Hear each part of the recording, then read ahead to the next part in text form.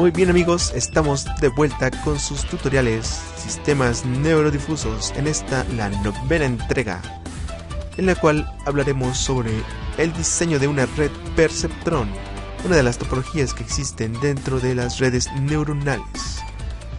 Veremos hoy su diseño, posteriormente en otros videos su entrenamiento, y también la red Adaline y una asociación de patrones llamado HEP. Veremos la diferencia entre memoria asociativa y heteroasociativa. Y por último revisaremos las redes neuronales en competencia. Bien, ¿cuál es la base de la red perceptrón? Es usar precisamente una función de transferencia llamada hard limit. Como lo vimos en videos anteriores, existen distintas funciones para distintos propósitos. En este caso vamos a diferenciar dos clases de patrones y vamos a empezar por lo elemental. Recordemos que la salida hasta este punto se encuentra dada por esta ecuación que ven en pantalla, la vimos en videos anteriores. Y bueno, ¿qué pasa si yo la igualo con 0? Esta ecuación la podemos ver como una recta que corta un plano cuyos ejes corresponden a ciertas variables P1 y P2. Muy bien, ¿qué es lo que va a hacer esta red perceptrón? Pues que en la entrada va a tener, como lo vimos, un vector patrón. Lo podemos interpretar en un espacio bidimensional como si fueran coordenadas de puntos. ¿Qué puntos? Bueno, supongamos que tenemos dos grupos de objetos o dos clases que tenemos que dividir. En este problema tenemos que dividir los puntos verdes de los puntos azules. En la vida real quiero que pienses algo práctico que necesite dividirse. Por ejemplo, P1 podría ser el peso y P2 podría ser la altura, de modo que los puntos podrían representar individuos con pesos y alturas diferentes. O P1 puede ser temperatura, P2 puede ser quizás cantidad de masa, de tal forma que separemos objetos fríos o calientes de acuerdo no solo a su temperatura sino también a su masa. Pero bueno, el punto es que hay objetos que se definen en dos variables, en este caso P1 y P2. No pongo X y Y para que te vayas familiarizando con la terminología, pero bien podría poner eje X y eje Y que representen cualquier variable. Podría ser en autos, P1 podría ser gasto de gasolina y P2 podría ser el peso de los autos, de tal manera que los que se encuentren cerca del origen son los autos que gastan menos gasolina y que además son menos pesados. No sé, cualquier cosa que ustedes quieran dividir que tenga dos variables, pueden usar esta red perceptrón para este ejemplo. Posteriormente veremos cómo se trabajan más variables, más objetos, pero por ahora vamos a aprender esta sencilla red perceptrón. Tenemos objetos y pensamos en dividirlos. ¿Cómo los podemos dividir? Por medio de una recta. Hasta aquí todo es sencillo. Bien, esta recta intersecta precisamente en lo que llamaremos P1 y P2 minúsculas, los puntos en morado. ¿Cuál es la ecuación de esta recta? Pues esta recta la podemos obtener precisamente despejando de aquí P2 y nos da esta ecuación de la recta. Y ahora esto queda en términos de los pesos sinápticos Ws. Y si despejamos esta misma ecuación en la intersección de cuando P2 vale 0, este punto inferior, y despejamos el peso, nos da este resultado. De igual manera, y si buscamos la intersección con el eje P2, es decir, cuando P1 vale 0, despejamos el valor de peso, nos queda expresada de esta manera. Sin embargo, amigos, tenemos otro vector que es el vector de peso, el cual es siempre perpendicular a la frontera de decisiones. Aquí vemos 2 en línea punteada porque aún no sabemos hacia dónde está apuntando, ya que esto depende del valor de B, como se puede observar. lo podemos ver como un vector con estas dos coordenadas. Y ahora vamos a verlo con números, para que quede más claro. Nosotros tenemos nuestros puntos y queremos dividirlos. Bien, pues los vamos a dividir con una recta, en la cual nosotros vamos a proponer que cruce en 2 y en 3, horizontalmente en 3 y verticalmente en 2. Y a estos puntos nosotros vamos a tener mucho cuidado, les vamos a llamar P1 y P2 en minúscula, y por lo tanto ahora ya sabemos un poco más acerca del valor de nuestro vector de peso. W1 es menos B sobre 3 y W12 sería menos B medios. ¿Y qué es lo que va a hacer esta neurona perceptrón? Pues al final de cuentas nosotros queremos dividir dos clases en un 0 y en un 1. Tenemos aquí también nuestro vector de pesos W. Aún no sabemos en qué dirección apunta, pero sabemos que es perpendicular siempre a la frontera de decisión. Es decir, nuestra red perceptrón, si yo le introduzco las coordenadas de cualquier punto azul, como salida me debe dar un 0, y si introduzco las coordenadas de cualquier punto verde, en la salida vamos a obtener un 1. La fase de diseño es un poco más laboriosa, pero es importante entenderla para comprender mejor las futuras topologías. La función que vamos a ocupar, como lo vimos en videos anteriores, en este caso muy particularmente será hard limit,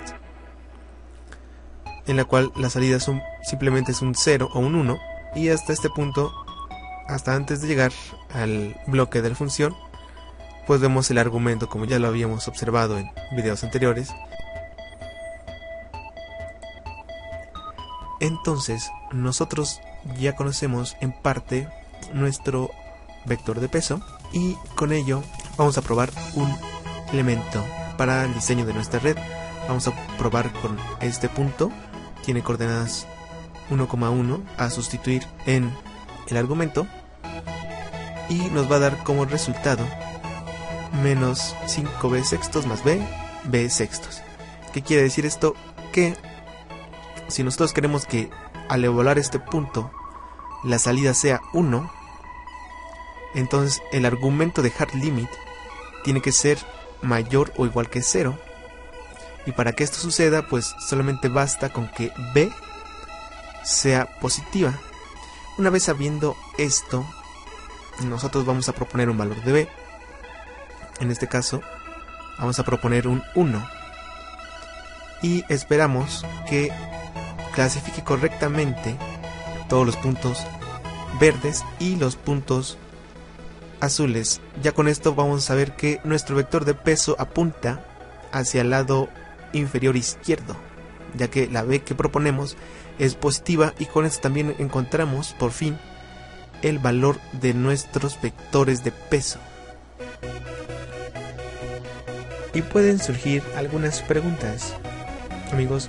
Por ejemplo, ¿qué pasa si nosotros tenemos datos a dividir que se encuentran en la siguiente configuración? Bueno, pues evidentemente se pueden dividir a través de una línea recta, y una línea que además es paralela al eje P2. Entonces, ¿cuál sería el diseño de nuestra red? Pues si se dan cuenta, nosotros realmente estamos utilizando una sola variable.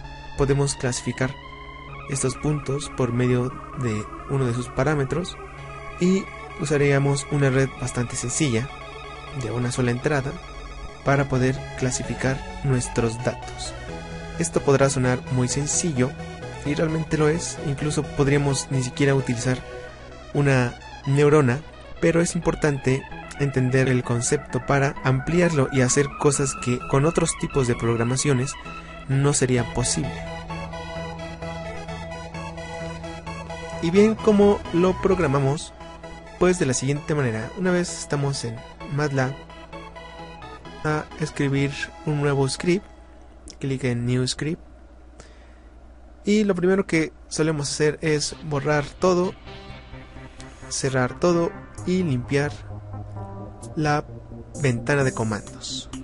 La primera instrucción es para borrar las variables que se encontraran en el espacio de trabajo.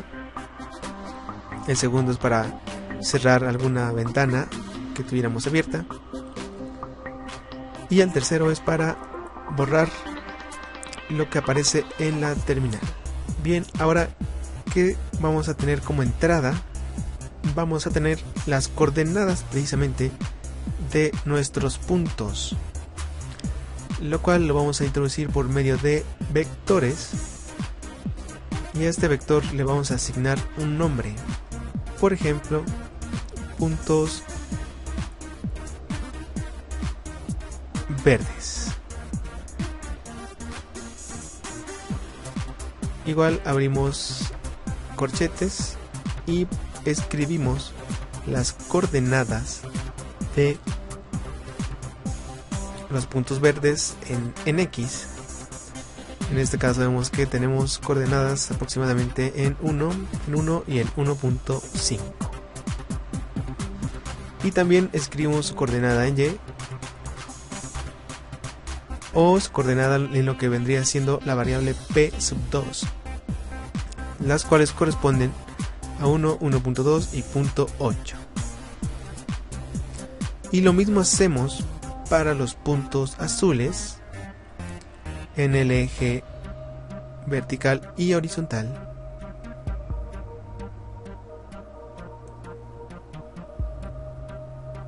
Posteriormente vamos a ocupar este comando hold on, el cual nos ayudará a escribir o a graficar varias cosas en un solo plano coordenado. Y bueno, vamos a utilizar el comando plot para dibujar puntos, en este caso los puntos verdes. Vamos a escribir todas las coordenadas en X y todas las coordenadas en Y.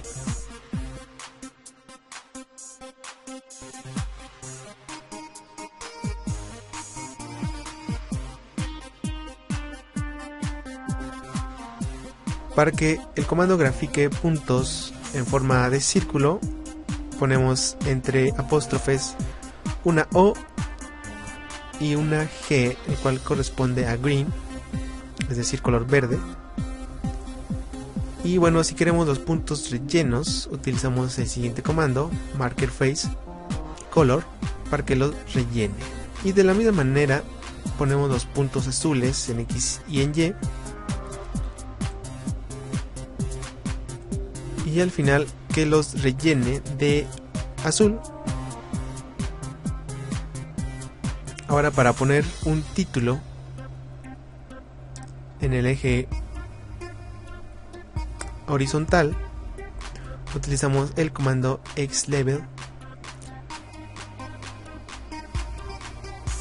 Utilizamos el siguiente comando y ponemos entre apóstrofes la etiqueta que queremos poner. De igual manera para el eje vertical. Y bien, el punto y coma después de cada instrucción solamente hace que se oculten las instrucciones de nuestro programa, es decir, que no aparezcan en la ventana de comandos, por lo cual yo puedo seleccionar hasta antes del punto y coma y presionar F9. Ahora lo voy a hacer con el ratón porque estoy utilizando otro programa de grabación. Ustedes pueden presionar simplemente F9 y va a evaluar la instrucción. Aquí se ve claramente cómo tenemos los vectores y también cómo podemos graficar los puntos azules y los verdes también.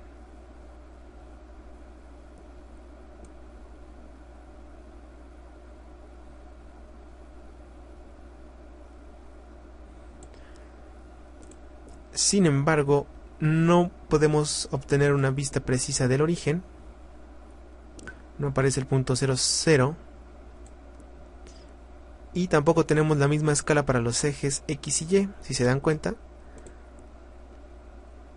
va de 1 a 3.5 y el otro va de 0.5 a 3.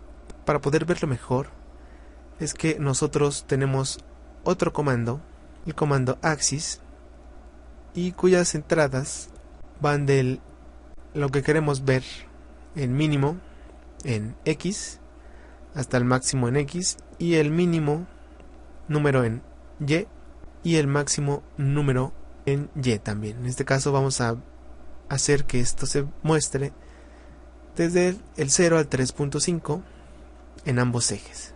Una vez que lo terminamos de escribir, lo ejecutamos y nos damos cuenta que ahora podemos ver mejor todos los puntos. Si alguna vez falla algún comando o si no sabemos cómo utilizarlo, basta con pedirle ayuda al mismo programa poniendo help y después el nombre del comando con el cual tengamos problemas. El MATLAB nos mostrará cómo es que se usa y también la documentación de dicho comando. Y por último vamos a graficar nuestra frontera de decisión. En este caso utilizamos plot y ponemos las coordenadas. Esto plot lo va a entender como dos puntos, dos pares de coordenadas, el 0,3 y el 2,0. Con este comando graficamos nuestra frontera de decisión y aquí la podemos ver. Bien, ahora la parte interesante, la parte esencial de nuestra neurona perceptrón. Bueno, ya terminamos de dibujar, desactivamos el comando congelar. Como nota es hold con D. Entonces, ¿cuál es el valor de nuestro primer vector de peso? Menos 1/3. Y el valor del segundo vector de peso de la neurona 1, por eso está el índice W1, es menos 1/2. Bien, recordemos que nosotros vamos a trabajar con matrices. En este caso va a ser un vector porque nuestra red es pequeña.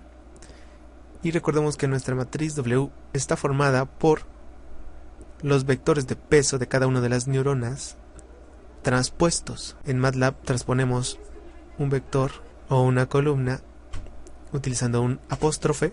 Y bueno, nuestros vectores de entrada o nuestros patrones de entrada van a ser, como ya habíamos quedado, las coordenadas en X y en Y de los puntos.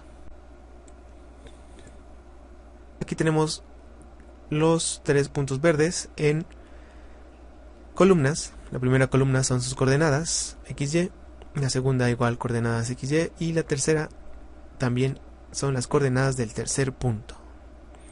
Entonces lo mismo hacemos para los puntos azules.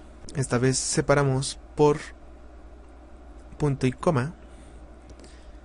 Y recuerden que MATLAB es sensible a mayúsculas y minúsculas, por lo cual voy a corregir lo que he acabado de escribir. Tienen que tener mucho cuidado en el uso de mayúsculas y minúsculas.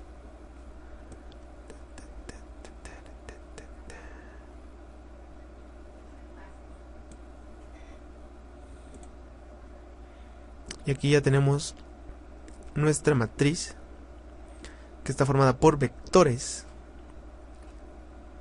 los cuales contienen las coordenadas de nuestros patrones.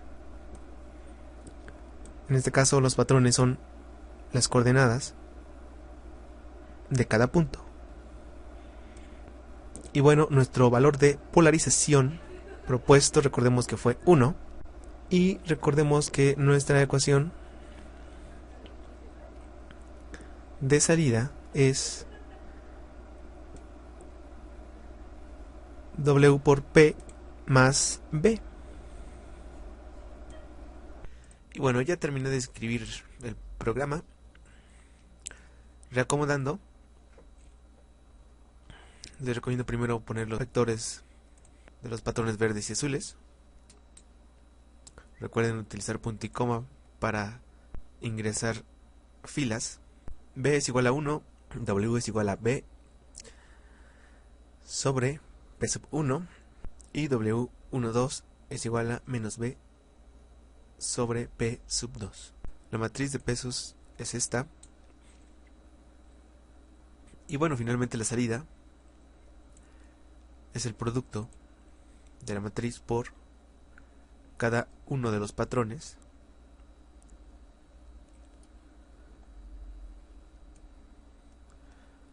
Vamos a ejecutar el programa hasta este punto.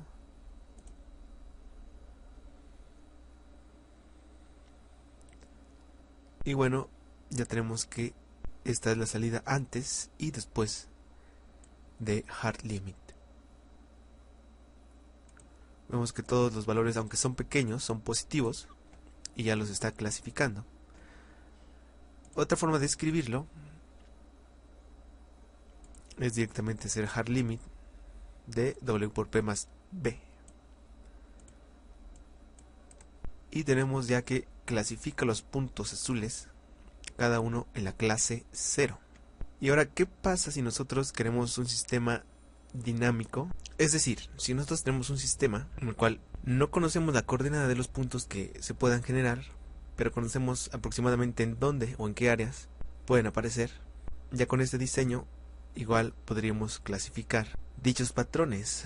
Recuerden que los patrones pueden ser cualquier variable en 2 dimensiones que ustedes deseen clasificar. Entonces, ¿qué vamos a hacer? En una segunda figura, es decir, otra ventana, la congelamos, graficamos lo que ya habíamos visto anteriormente, y ahora vamos a hacer un ciclo para que sea continuo. Este ciclo le llamamos while, y todo lo que está dentro se va a repetir mientras el valor de B sea 1. En este caso es un ciclo infinito, el valor de B siempre vale 1. Y ahora le vamos a pedir con este comando input y ponemos entre comillas simples lo que queremos que diga en la ventana de comandos. Introduzca la coordenada, ya lo podemos introducir. De igual manera, P sub 2, introduzca la coordenada en P sub 2. Y con esto formamos nuestro patrón de entrada, nuestro vector. Es un vector columna, recuérdenlo. Ya sabemos cómo hacer el hard limit porque ya tenemos nuestra matriz W, nuestra matriz de peso. Y aquí nos dice que el punto que ingresamos es 0, es decir, que es azul. Y también podemos poner un mensaje para que nos diga si el punto es verde o azul. Aquí tenemos una condición if, luego una condición lógica, es decir, si el resultado es igual a 1, es exactamente igual a 1, entonces despliega el mensaje, el punto es verde, y también grafica el punto, ¿ok? Como ya lo habíamos visto antes.